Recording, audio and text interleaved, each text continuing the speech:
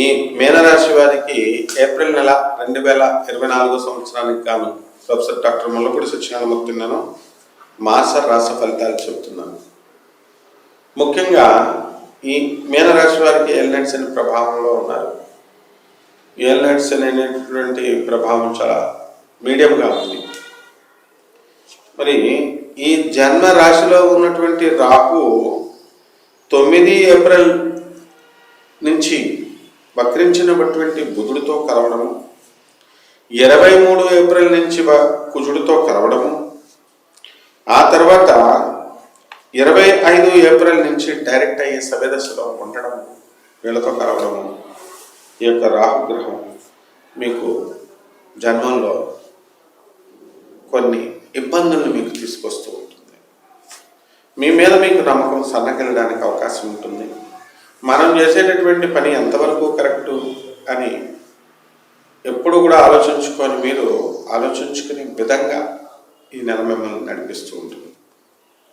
సప్తమంలో ఉన్నటువంటి కేతువు మీ భార్య ఆరోగ్యం పైన, మీ భార్య యొక్క స్థితిగతుల పైన దాని ప్రభావం పనిచేస్తూ ఉంటుంది.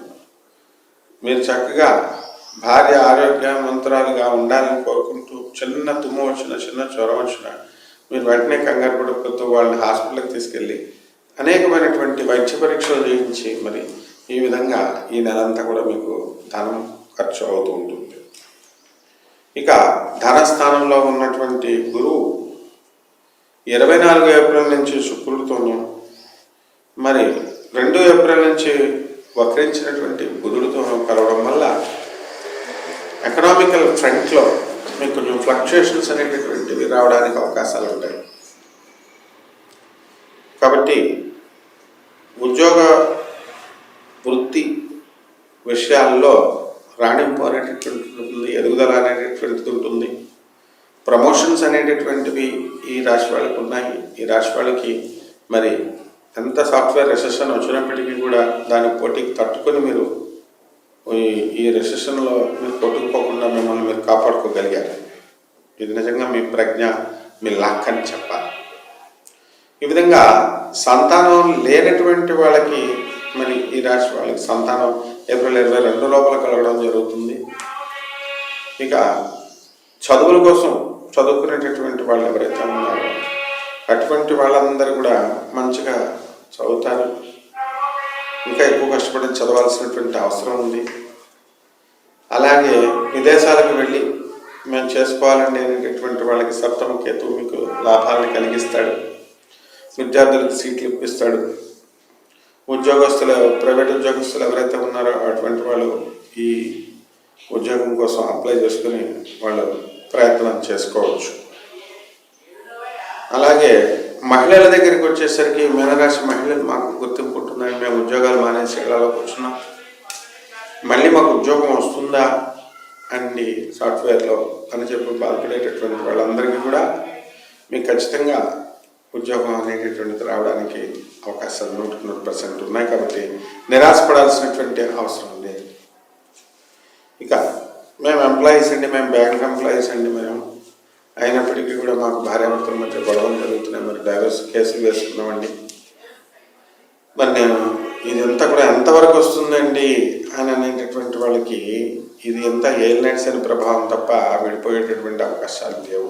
కాబట్టి విడిపోవడం గురించి పెద్దగా మీరు ఆలోచించాల్సినటువంటి అవసరం లేదు. వివాహాలు కానటువంటి వాళ్ళకి వివాహాలు తర్వాత అవుతాయి. ఇక మీకు అప్పులు తీసుకున్నటువంటి వాళ్ళందరూ కూడా మీరు అడగకుండా అప్పులు తెచ్చేస్తారు. అలాగే మీరు కూడా ఎవరి దగ్గర అయితే అప్పులు తీసుకున్నారో అటువంటి వాళ్ళందరి దగ్గరికి మీరు కూడా అప్పులు పట్టుకెళ్ళి ఇచ్చేసి వచ్చేస్తారు.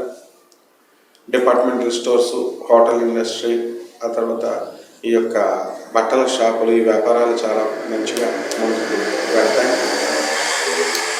మంచి లాభాలు మీరు గడిస్తారు.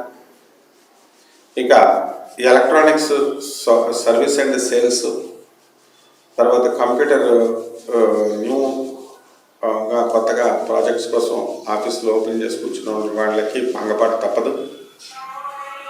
ఆ విధంగా మీరు రియల్ ఎస్టేట్ బిజినెస్ చేసేటటువంటి వాళ్ళందరికీ కూడా బ్రహ్మాండంగా ఉంటుంది. మరి కొత్తగా అప్పులు చేసి మనం ముందుకు వెళ్ళాలి అనుకునేటటువంటి వాళ్ళకి కూడా అప్పుడు అప్పులు పడతాయి.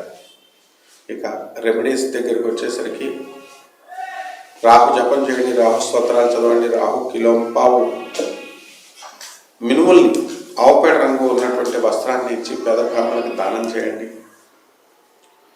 శనివారం నాడు ఉదయం 8 గంటలకి. అదేవిధంగా బెజవాడ కనకదుర్గమ్మ తల్లి యొక్క పాదపద్మాలకు ఇంట్లో కుంకుమార్చన చేయండి. ఈ విధంగా చేయడం ద్వారా మీ యొక్క సమస్త దోషాలు పోయి బ్రహ్మాండంగా ఈ నెలలో మీరు పుంజుకుంటారు. శుభమస్తు.